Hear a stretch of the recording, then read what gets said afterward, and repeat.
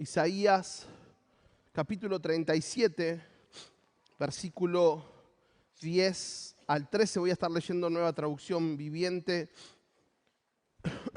Isaías capítulo 37, desde el versículo 10 al 13. Y es esto lo que dice la palabra del Señor. Este mensaje está dirigido al rey Ezequías de Judá.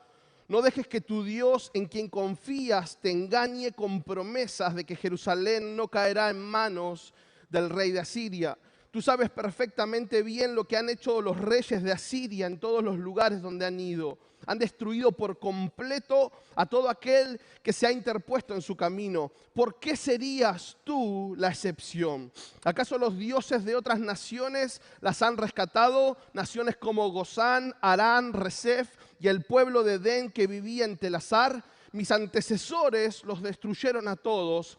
¿Qué sucedió con el rey de Amat y el rey de Arfad? ¿Qué les pasó a los reyes de Sefarbaim, de Ena y de Iva? Hasta aquí la palabra del Señor. Le puse como título al sermón de esta noche: podemos ser la excepción. Podemos ser la excepción.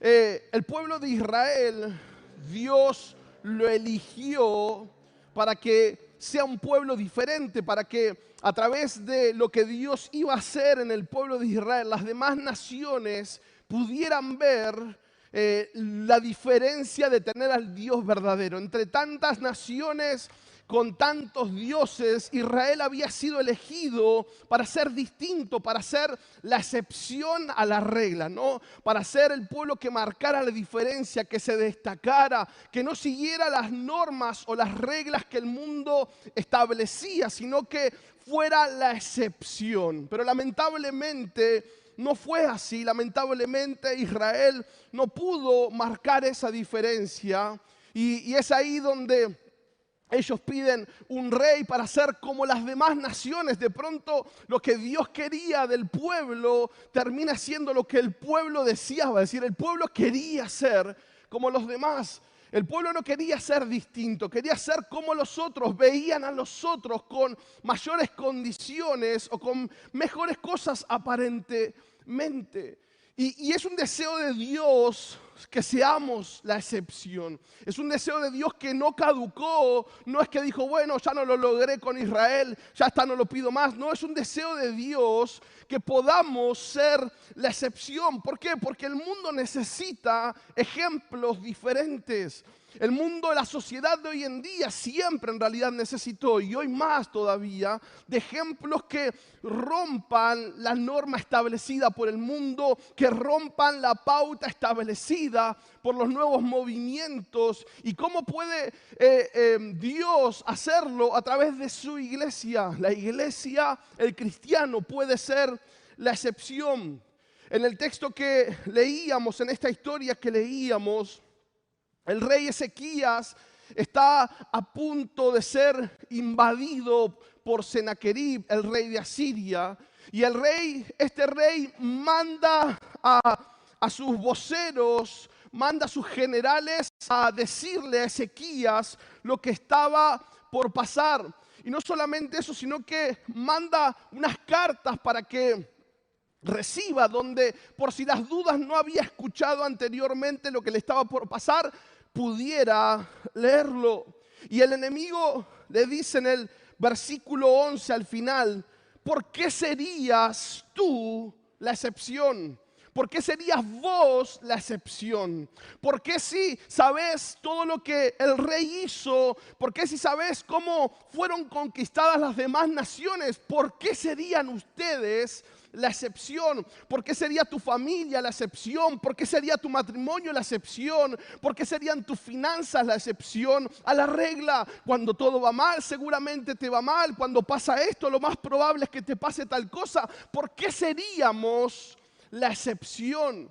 Y cuando se nos presentan estas circunstancias, el enemigo aprovecha para sacar su pizarra, hacer estadísticas y mostrarte que no podemos ser la excepción, o aparentemente que no podemos ser la excepción a la norma, a la regla. Y quiero que veamos que en Cristo sí podemos ser la excepción Y quiero que veamos en esta noche 4 respuestas a la pregunta que el enemigo hizo. ¿Por qué creerías que puede ser la excepción? ¿Por qué serías tú la excepción? La primera respuesta, porque nuestra búsqueda puede ser distinta. Porque nuestra búsqueda puede ser distinta. ¿Por qué digo que puede ser? Porque es nuestra decisión encararlo. Si yo diría que debería o es una obligación, digo, es nuestra decisión hacerlo. Ahora, ¿por qué podemos ser la excepción? Porque nuestra búsqueda puede ser distinta. Dice el versículo 1 y 2 del texto que leíamos: cuando el rey Ezequías oyó el informe, rasgó su ropa, se vistió de tela áspera y entró al templo del Señor. Enseguida envió a Eliaquim, administrador del palacio, a Sebna, secretario de la corte, y a los principales sacerdotes, todos vestidos de tela áspera, a hablar con el profeta Isaías, hijo de Amós. Hace un mes seguramente habrá escuchado la noticia en Santa Fe que unos empleados municipales se encontraron $50,000 y uno dice, ¿por qué no fui basurero? ¿No? O sea, Dios, al final tanto, ¿por qué no fui? ¿No?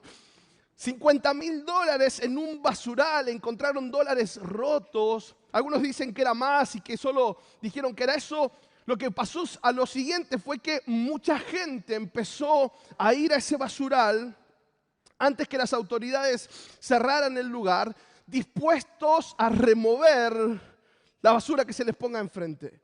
Mucha gente en esta leve esperanza de encontrar más billetes, no sabían dónde buscar, pero revolvían la basura que se les encontraba por delante. Sacaban basura, la corrían y así fue. La municipalidad obviamente tomó medidas y clausuró el lugar. Pero digo, es increíble porque la gente no tenía garantía de que iba a encontrar algo. Sabía que alguien había encontrado y sabía que podían llegar a encontrar algo. Hubo gente que encontró y hubo gente que revolvió y no encontró nada. Solo basura. Hay personas que de pronto le prenden todos los días sistemáticamente una vela a su santo preferido. Todos los días se encargan por costumbre, por fe, por creencia, porque no tienen otra cosa que hacer, prender una vela a su santo preferido. Otros de pronto aprovechan para tirarse las cartas, para saber cómo les va a ir la semana que viene, cómo les va a ir en el negocio, cómo les va a ir en el amor, y aprovechan a pasar, le pagan a la de la esquina o a donde se encuentra esta persona y se tiran las cartas. Algunos en desesperación optan por tomar un préstamo fácil de pagar con los famosos colombianos, ¿no? Sin ánimo de ofender a los colombianos. Gente que busca una respuesta, gente que intenta buscar dirección en muchas cosas. Si queremos algo más bíblico, la mujer con el flujo de sangre, 12 años con esta enfermedad, y la historia dice que gastaba todo lo que tenía, invirtió todo lo que tenía en médicos, en terapias alternativas, y nada, absolutamente nada, le aprovechó. Hombres y mujeres que recurren a la mentira para mantenerse en el poder. Y de pronto Ezequías escucha el informe que trajeron los voceros de Sennacherib. De pronto Ezequías se encuentra con una amenaza más que verídica y latente. Y una amenaza que se expone con números anteriores. Una amenaza que no solamente decía lo que tenían que hacer, sino que por las dudas, por si había un poco de resistencia, les mencionaban amablemente las estadísticas pasadas. Y si ustedes leen en su casa luego el relato, es increíble cómo esta persona dice, bueno, ¿qué es lo que tenés? Ejército, nosotros tenemos más. ¿Qué es? ¿Qué tenés? Palabras. ¿Qué es lo que tenés? Porque nosotros siempre tenemos más. Ahora Ezequías me gusta porque escucha el informe y entra al templo del Señor. Eso es lo que dice el versículo 1. Cuando el rey Ezequías oyó el informe, rasgó sus ropas, se vistió de tela áspera y entró al templo del Señor. Y teniendo personas tan importantes a su cargo, personas tan capaces como el administrador del palacio, el secretario de la corte, los principales sacerdotes, se dio a la tarea de buscar la solución. Jesús enseñaba en los evangelios, en Mateo capítulo 6, versículo 21, porque donde está tu tesoro, allí también estará tu corazón. Vamos buscando respuestas en aquellas cosas que les damos mucho valor. Solemos ir a buscar las respuestas a nuestras preguntas en aquellas cosas que les damos mucho valor. Nuestras acciones terminan estando determinadas por las respuestas que obtengamos de este tesoro. Donde está tu tesoro, va a estar también tu corazón. Ahora, Ezequías no puso todo su esfuerzo en encontrar una solución. No es que Ezequías reunió a los muchachos y le dijo: muchachos, encontremos una solución. Podría haberle ordenado a su administrador, al secretario de la corte, a los principales sacerdotes, podría haber dicho: muchachos, tenemos esta situación, ¿por qué no vas vos a hablar con fulano? ¿Por qué vos no vas a ver si tenés algún político conocido? ¿Ustedes por qué no van a hablar con los vecinos de acá? A ver cómo resolvemos, a ver qué nos pueden aconsejar para esta situación. Ezequías podría haber hecho eso, podría haber dicho: bueno, tiremos que a algún lado le vamos a pegar, busquemos que en algún lado vamos a encontrar. Disparemos a todos lados, a alguien le vamos a dar, ¿no? En algún momento la vamos a pegar. Pero Ezequías no puso todo su esfuerzo en encontrar una solución, sino que direccionó todo su esfuerzo en pos de la solución. Porque mandó a toda esta gente a escuchar la palabra de Dios a través de la vida del profeta Isaías. Él podría haber mandado a esa gente a cualquier lado. Le dijo: ustedes escúchenme, se van a ver al profeta Isaías, porque él nos va a hablar de parte de Dios, porque él va a tener la dirección, porque esa es la solución que necesitamos. Ese es el consejo que nuestra vida necesita. La pregunta es: ¿estamos escuchando a Dios acerca de nuestra situación, o intentamos buscar respuestas en base a nuestro criterio, en base a nuestra propia opinión, en base a nuestra propia prudencia, a las experiencias de vida, a lo que pasó anteriormente?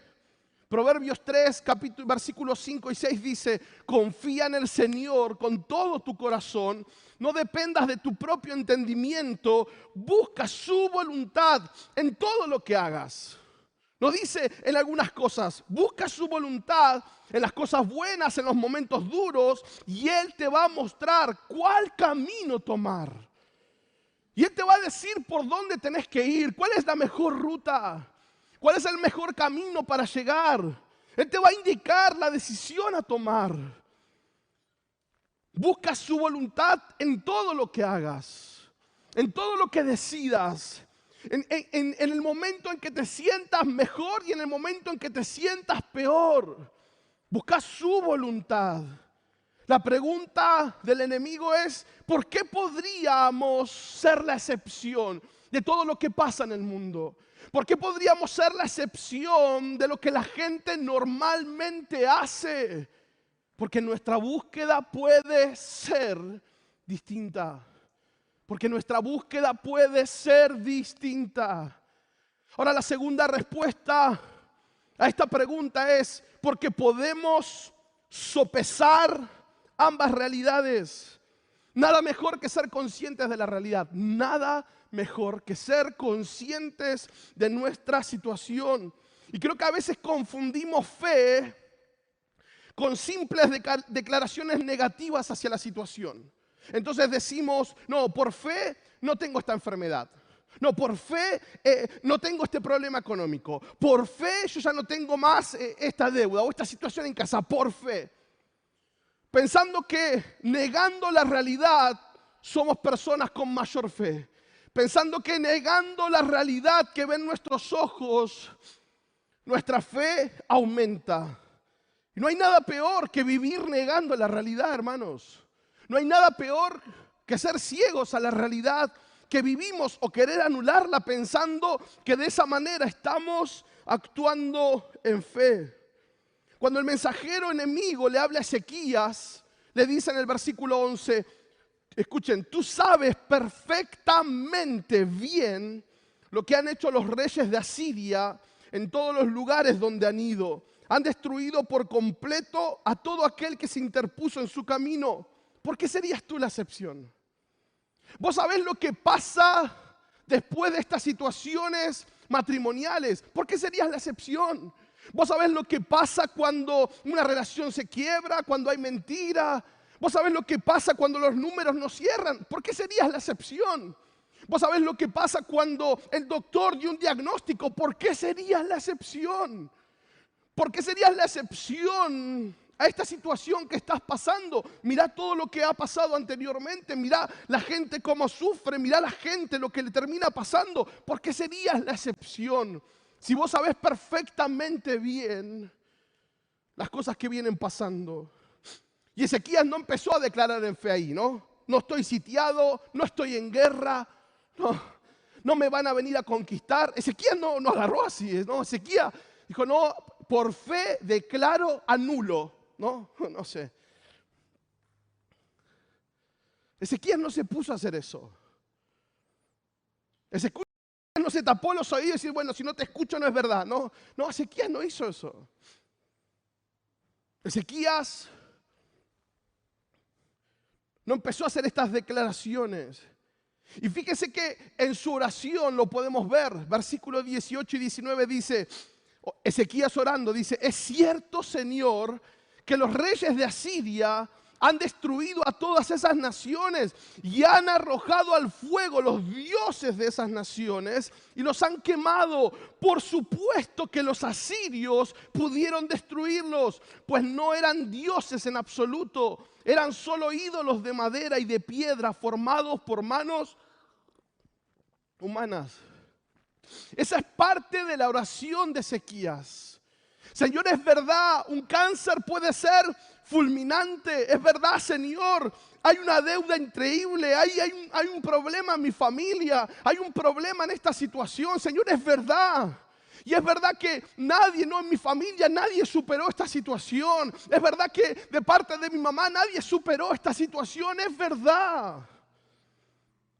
Ezequías no estaba negando la realidad, pero Ezequías se dispuso a sopesar ambas realidades. Porque Ezequías fue a Dios. ¿Para qué? Para que su mente, para que su corazón, para que su espíritu sopesen ambas realidades. Versículo 14 al 17 y luego el versículo 20 dice: después de recibir la carta de mano de los mensajeros y de leerla, Ezequías subió al templo del Señor. Y me encanta esto. ¿Y qué hizo? Desplegó la carta ante el Señor. O sea, es la actitud más, perdonen por la expresión, es la actitud más infantil. O sea, Dios sabía lo que decía la carta. Pero fíjense lo que hizo. Fue delante de Dios y le dijo: mira, Señor. Y desenrolló la carta. Mira, Señor. Mira lo que están hablando. Mira lo que están diciendo. Dice, desplegó la carta ante el Señor. Y en presencia del Señor el rey hizo la siguiente oración con la carta desplegada. Señor de los ejércitos celestiales, Dios de Israel, tú estás entronizado entre los poderosos querubines. Solo tú eres el Dios de todos los reinos de la tierra. Solo tú creaste los cielos y la tierra. Inclínate, oh Señor, y escucha. Abre tus ojos, oh Señor, y mira, escucha las palabras desafiantes de Sennacherib contra el Dios viviente. Versículo 20, ahora, oh Señor, nuestro Dios, rescátanos de su poder. Así todos los reinos de la tierra sabrán que solo tú, oh Señor, eres Dios. ¿Qué hizo Ezequías? Se puso a sopesar ambas realidades. Ezequías no estaba negando la situación difícil. Ezequías no declaró porque sí. Ezequías era consciente del poderío militar, era consciente del diagnóstico, era consciente del asedio, era consciente de cuántos pueblos sucumbieron ante este poderoso ejército. Pero Ezequías también sabía que tenía un Dios. Y Ezequías fue ante ese Dios para con su oración sopesar ambas realidades. Siempre que pongamos el peso de nuestros problemas, nuestras situaciones contra el peso de su gloria, nunca va a haber dudas. Siempre que pongamos en la balanza todo lo que nos pasa contra el poder de Dios, nunca va a haber lugar a dudas. Puedes extender tranquilamente la carta de tu problema delante de Dios para que la lea bien. Primera de Reyes 18, 21. Dice: Elías se paró frente a ellos y dijo: ¿hasta cuándo seguirán indecisos, titubeando entre dos opiniones? Si el Señor es Dios, síganlo. Pero si Baal es el verdadero Dios, entonces síganlo a él. Sin embargo, la gente se mantenía en absoluto silencio. O sea, si vamos delante de Dios a sopesar nuestras realidades, ¿por qué luego en nuestra vida seguimos titubeando? Porque si tenemos la capacidad de ir delante de Dios, de presentarle nuestra realidad, de entender, experimentar el poder de Dios, ¿por qué nuestra vida sigue titubeando acerca del propósito de Dios, acerca de lo que Dios quiere, acerca de lo que Dios demanda? La pregunta es, ¿por qué podríamos ser, la excepción? Porque podemos sopesar ambas realidades. La tercera respuesta, porque podríamos ser la excepción.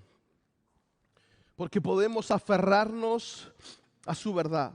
Dice el versículo 21. Después Isaías, hijo de Amós, le envió a Ezequías el siguiente mensaje. Esto dice el Señor, Dios de Israel, ya que oraste respecto al rey Sennacherib de Asiria. Podemos aferrarnos a su verdad.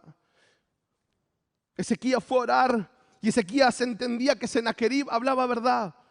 Ezequías conocía, y todo el mundo de ese entonces conocía el poderío militar, sabía la estrategia, se hablaba solo de eso, sabía cuál era el poderío, las amenazas eran ciertas, era verdad. Era absolutamente verdad lo que se hablaba. Eran absolutamente verdad las amenazas de Sennacherib para el rey. Pero Dios también habla. Dios también responde. Y cuando Dios habla verdad. Y me encanta la respuesta que le da el Señor. Dice, esto dice el Señor, Dios de Israel, ya que oraste con respecto a este problema. Esto dice Dios, esto dice el Señor, ya que oraste con respecto a tu enfermedad, ya que oraste con respecto a tu realidad, ya que oraste con respecto a tu familia, a tu matrimonio, ya que oraste con respecto a esto. Esto es lo que tengo para decirte. Ya que me pediste una respuesta, ya que clamaste a mí, esto es lo que yo tengo para decirte. Para que te aferres a una palabra de verdad.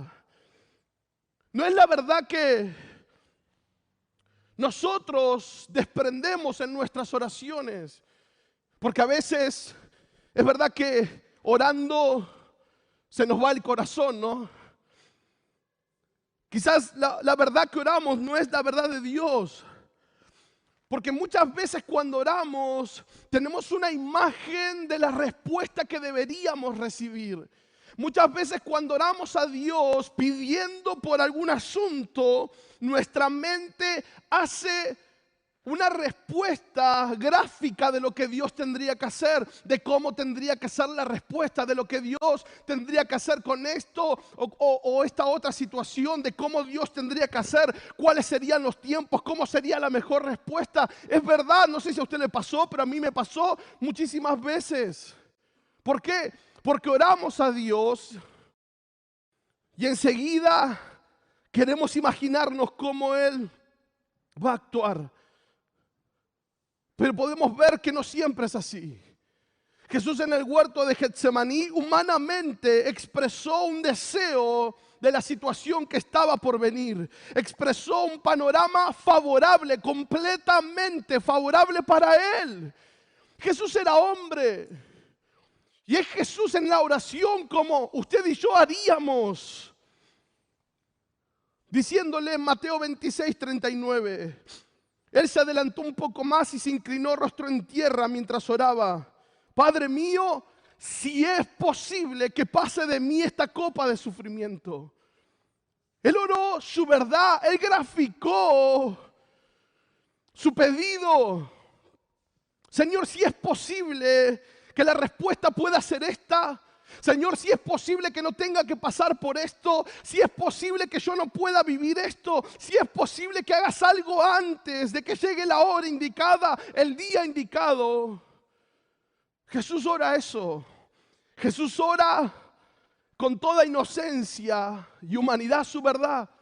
Padre, si es posible que pase de mí esta copa de sufrimiento. Sin embargo, quiero que se haga tu voluntad y no la mía.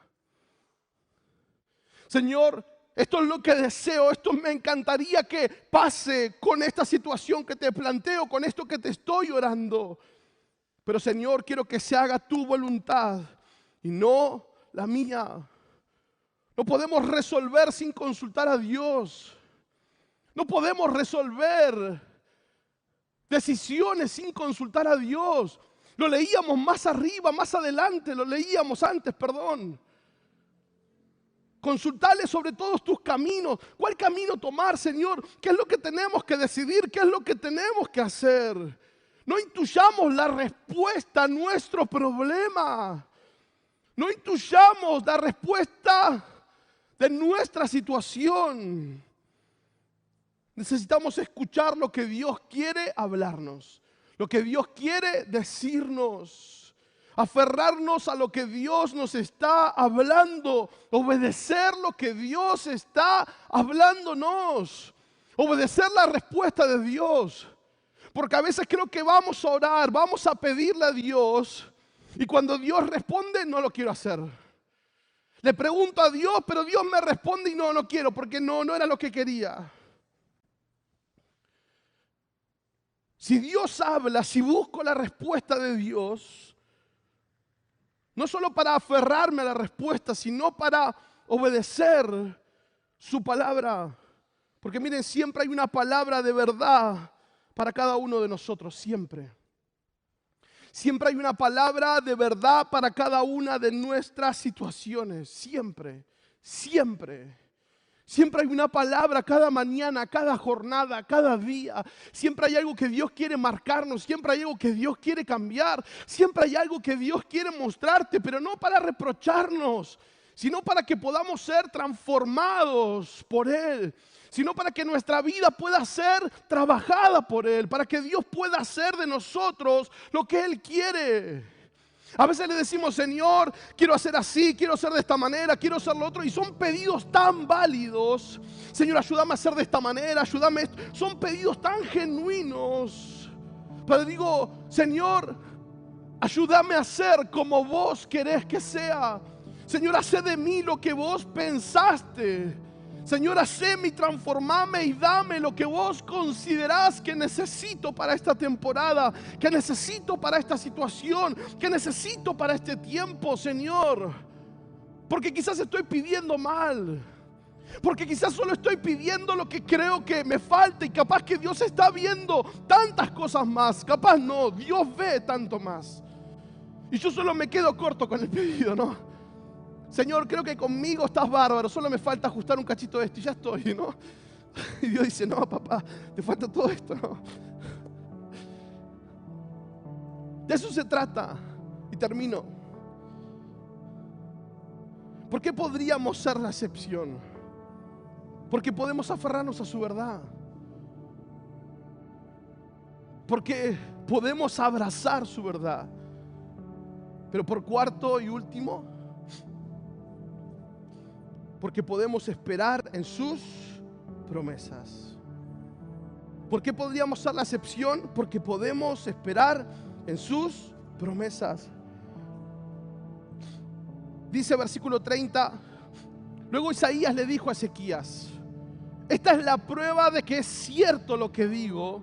Este año ustedes solo comerán lo que crezca por sí mismo, y el año próximo comerán lo que de eso brote. Sin embargo, el tercer año plantarán cultivos y los cosecharán, cuidarán de sus viñedos y comerán de su fruto. Lo vuelvo a leer. Dice el versículo 30, luego Isaías le dijo a Ezequías: esta es la prueba de que es cierto lo que digo. Este año ustedes solo comerán lo que crezca por sí mismo, y el año próximo comerán lo que de eso brote. Sin embargo, a partir del tercer año plantarán cultivos y los cosecharán, cuidarán de sus viñedos y comerán de su fruto. El asedio llevaba los recursos al límite. El asedio lograba que el pueblo se rindiera, producto de la escasez, producto de que no podían trabajar, no podían hacer labranza, no podían hacer las actividades normales. El asedio llevaba los recursos al límite. Y muchas veces las situaciones que atravesamos en la vida como familia, como matrimonio, como jóvenes, muchas veces las situaciones que atravesamos llevan nuestra vida a su límite. Nos sentimos desbordados, nos sentimos cargados, sensibles, ¿no? Somos una pelota de nervios. Nos dicen algo y explotamos. Nos encontramos desesperados. ¿Por qué no deprimidos? ¿Por qué no asustados? Y Dios le está diciendo al rey, le estaba diciendo al rey, Dios le estaba diciendo a través del profeta a Ezequías: de la misma forma que viniste a mí para depender de mí, en los próximos años lo vas a seguir viendo. O sea, Dios no solamente le estaba prometiendo una libertad de su enemigo, sino que Dios le estaba mostrando mucho más, diciéndole: te voy a hacer depender de mí. No iba a ser el primer año en el que podían trabajar, no iba a ser el primer año iban a vivir de lo que la tierra les diera. O sea, no iban a tener que trabajar. La tierra por sí sola les iba a dar el alimento que necesitaran. No iba a ser el segundo año, pero el tercer año algo cambiaba. La misericordia de Dios estaba diciendo presente. La misericordia de Dios estaba diciendo: no te dejo. Porque sin poner las manos en la tierra, sin poner las manos a trabajar por esa situación, ellos comenzaban a mejorar las cosas sin tener que ponerse a trabajar. Un Dios obrando milagrosamente una vez y otra vez. Un Dios que obra de manera milagrosa. O sea, está todo mal, no estoy haciendo nada, pastor, pero bueno, por ahora aparentemente todo sigue. No sé cómo explicarlo, pero bueno, acá estamos todavía. La situación no se resolvió, pero acá estamos todavía. No sé por qué. Claro, es que sin trabajar, la misericordia de Dios estaba diciéndoles presente. Hasta que iba a llegar el día donde Dios seguiría obrando, porque Dios siempre obra. Porque Dios siempre obra, nunca es algo nuestro.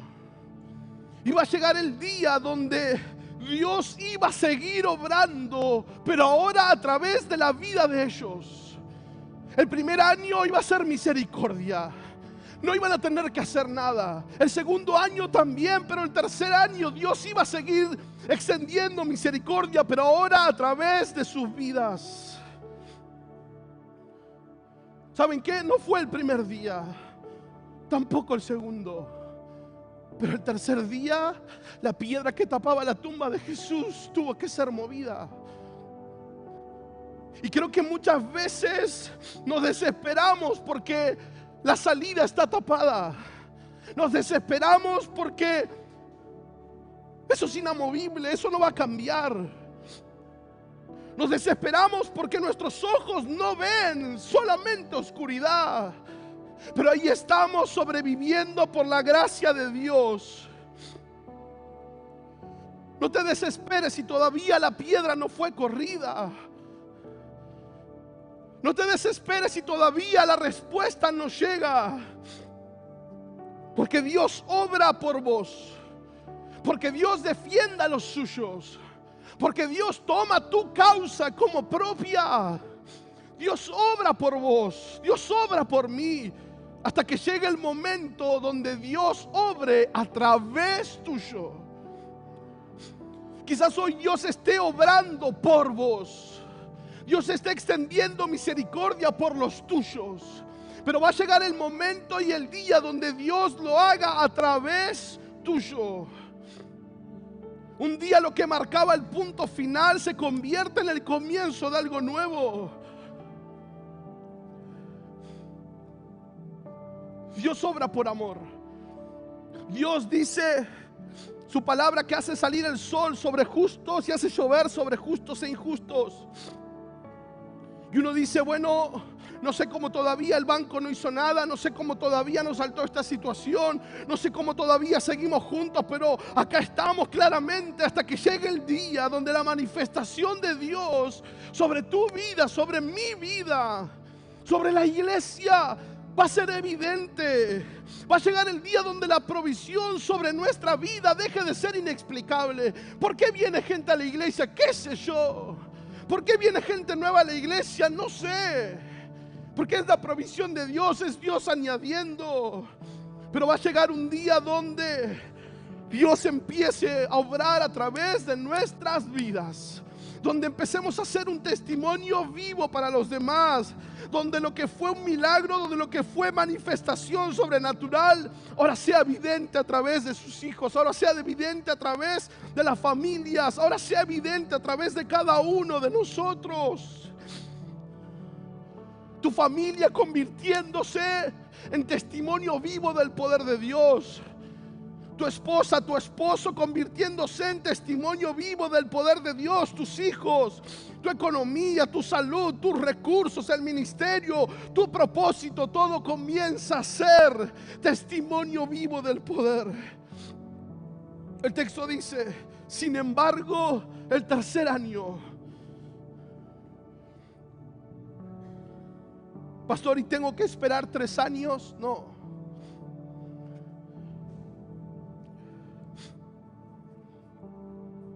Los tiempos de Dios son perfectos.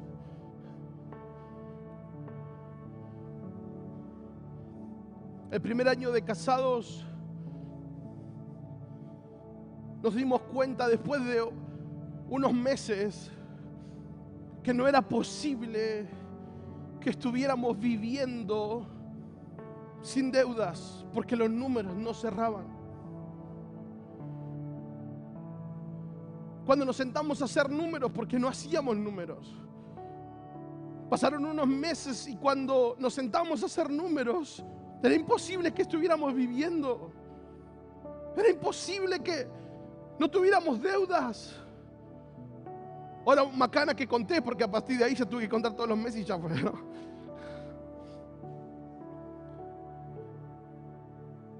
Pero llegó el momento donde Dios se seguía manifestando a través de nuestras vidas. Donde Dios seguía manifestando su poder, su bondad a través de nuestras vidas. Hoy quizás no podés explicar lo que está pasando. Quizás te encontrás en la etapa donde solo estás abriendo la carta y mostrándole a Dios tu problema. Quizás te encontrás en la etapa donde estás orando con lo que la situación te planteó, con lo que el problema te quiere mostrar, diciéndole: Señor, acá estoy sopesando las realidades, acá estoy viendo que esto es difícil, que esto es complicado, que esto casi es imposible. Pero mi mente, mi corazón y mi espíritu saben y entienden que sos más poderoso que cualquier cosa que ponga de este lado. Quizás hoy te encontrás en tu segundo año de esa temporada de vida. No estás viendo todavía el resultado final, pero de alguna manera estás viviendo. De alguna manera la esperanza no se cortó. De alguna manera la esperanza sigue intacta. Aparentemente sigue todo igual. Pero está cerca tu tercer día. Está cerca el día donde la piedra se corre. Está cerca el día donde la historia se cuenta de otra manera. Está el día donde luz resplandece. Y está el día donde lo que era provisión divina ahora pasa a ser una realidad perfecta sobre tu vida. Ahora tu vida pasa a ser testimonio convincente para otros. Como decía Job, de oídas te había oído, pero ahora mis ojos te ven. Señor, yo escuché que vos proveías y que vos hacías, de oídas te escuché, pero llega el día donde tus ojos empiezan a ver a ese Dios. Y el enemigo pregunta: ¿por qué puede ser la excepción? ¿Por qué tu historia tiene que ser la excepción? ¿Por qué tu familia tiene que ser la excepción? ¿Por qué la situación que están atravesando tiene que ser la excepción de todo lo que les pasa a los demás? ¿Por qué? Porque podemos hacer que nuestra búsqueda sea distinta, porque podemos sopesar las realidades, porque podemos aferrarnos a su verdad, porque podemos esperar en sus promesas.